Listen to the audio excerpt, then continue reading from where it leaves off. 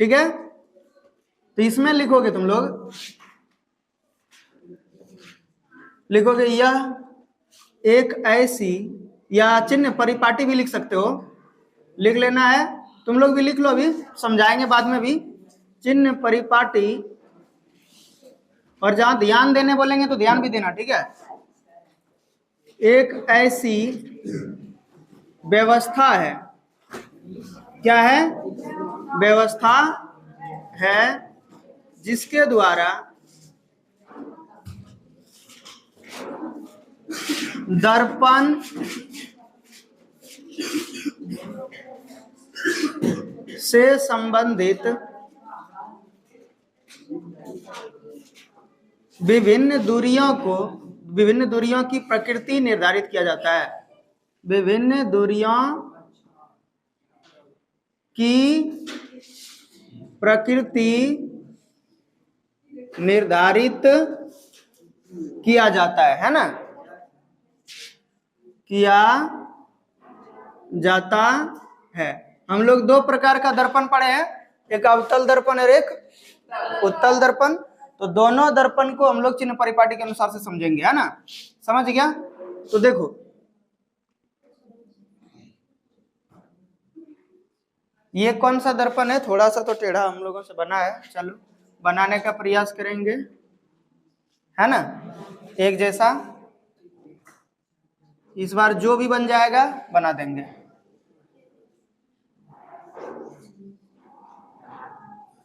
कौन सा दर्पण हुआ ये? उत्तल की अवतल रे? अवतल। कौन सा? हाँ, अवतल।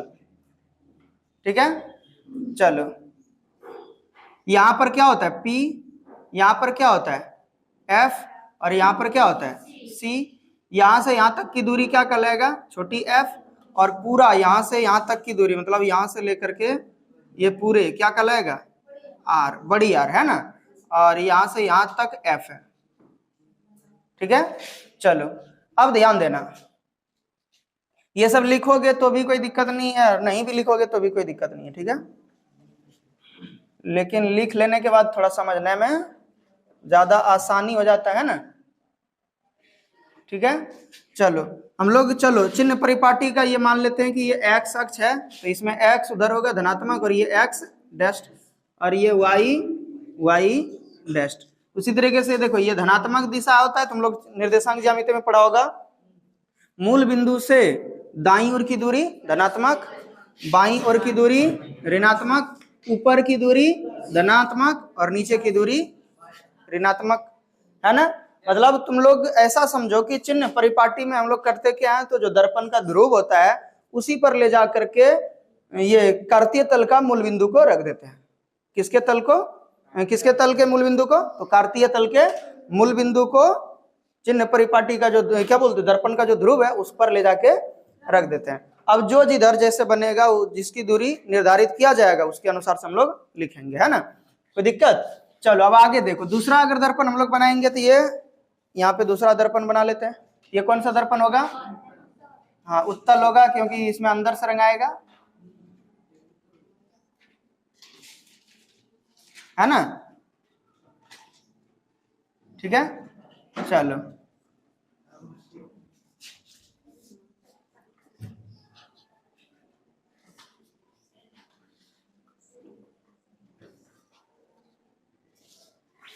यहां पर क्या होगा?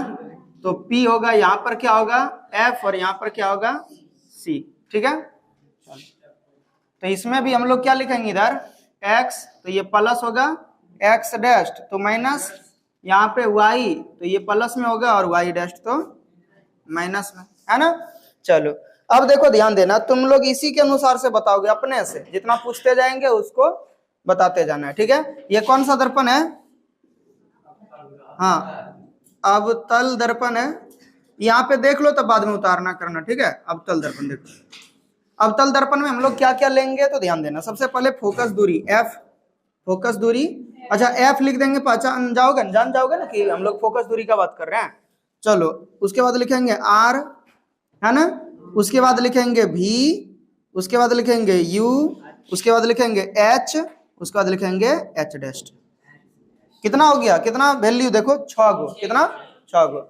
उत्तल दर्पण में भी यही लेते हैं, उत्तल दर्पण क्या क्या देखो, एफ आर बोलो B U H H dust, क्या गो हुआ 6 गो।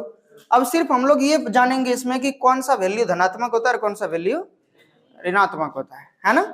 चलो अब समझना कि अच्छा इसी तरीके से यहाँ पे हम लोग यहाँ से यहाँ तक को क्या बोलेंगे, एफ है ना, और यहाँ से यहाँ तक को पूरे को क्या बोलेंगे, बड़ी यार वक्रता, क्या वक्रता त्रिज्या, ठीक जैसा इसमें है उसी तरीके से उसमें भी है ना।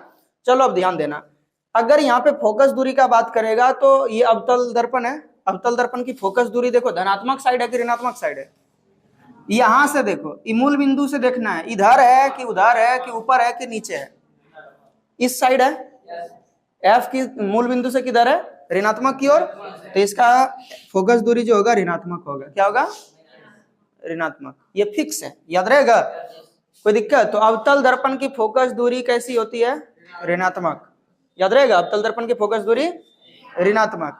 चलो उत्तल दर्पण की फोकस दूरी इस साइड है, देख रहे हो मूल बिंदु से दायां साइड, तो दायां साइड धनात्मक या ऋणात्मक, इधर धनात्मक है, इस साइड क्या आएगा धनात्मक, तो इसमें लिख देते हैं प्लस, समझ जाओगे ना।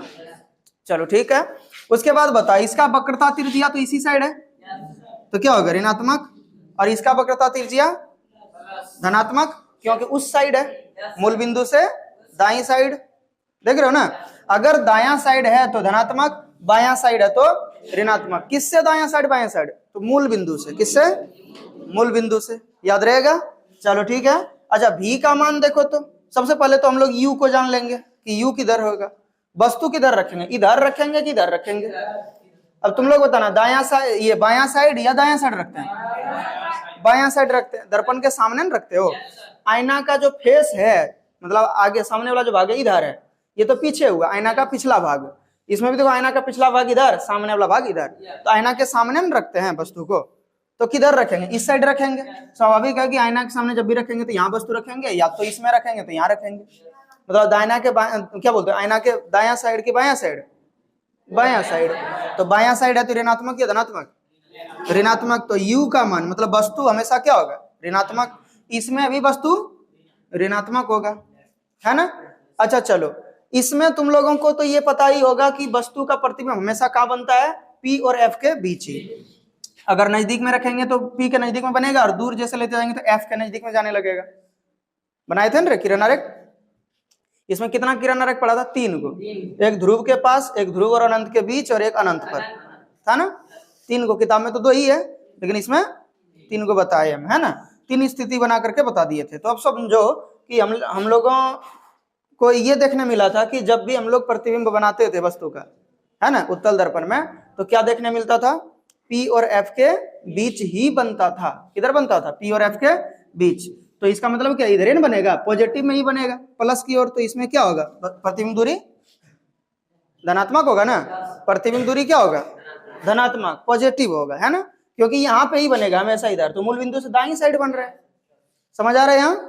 चलो इसी तरीके से इसमें बता, तो अच्छा इसमें तो तुम लोग देखा होगा क्या, कई बार इधर भी नीचे बनता था, इधर नीचे बनता था, और कई बार यहाँ पीछे भी बना है, मतलब इधर भी बन रहा है उधर भी बन रहा है, अगर उधर बन रहा है तो पॉजिटिव, इधर बन रहा है तो नेगेटिव, मतलब नेगेटिव भी बन सकता है और पॉजिटिव भी बन सकता है, तो प्लस भी बन सकता है और माइनस भी बन सकता है, तो दोनों हो सकता है, दोनों लिख दिए। क्या बात समझ आ रहा है यहाँ, कोई दिक्कत, इसमें सब डिसाइड हो गया। चलो अब आगे देखो, तो इसमें बता, तो H क्या होगा, बोलो, H मतलब क्या, ऊंचाई, तो वस्तु तो हम लोग इधर रखते हैं, ऊंचाई मतलब क्या, ऊपर, तो ऊपर गया तो इसका मतलब क्या है, प्लस में होगा, ऊंचाई अगर ऊपर गया है तो प्लस में, वस्तु तो हमेशा ऊपर रखेंगे तो प्लस में रख रहे हैं, अगर नीचे रखेंगे तो उल्टा हो जाएगा फिर, लेकिन हमेशा रखते हैं किधर, ऊपर में रखते हैं, ऐसे करके रखते हैं, इसका मतलब क्या, ऊपर गया, देख रहे हैं ऊपर की ओर क्या है, प्लस, तो पॉजिटिव लेंगे इसका,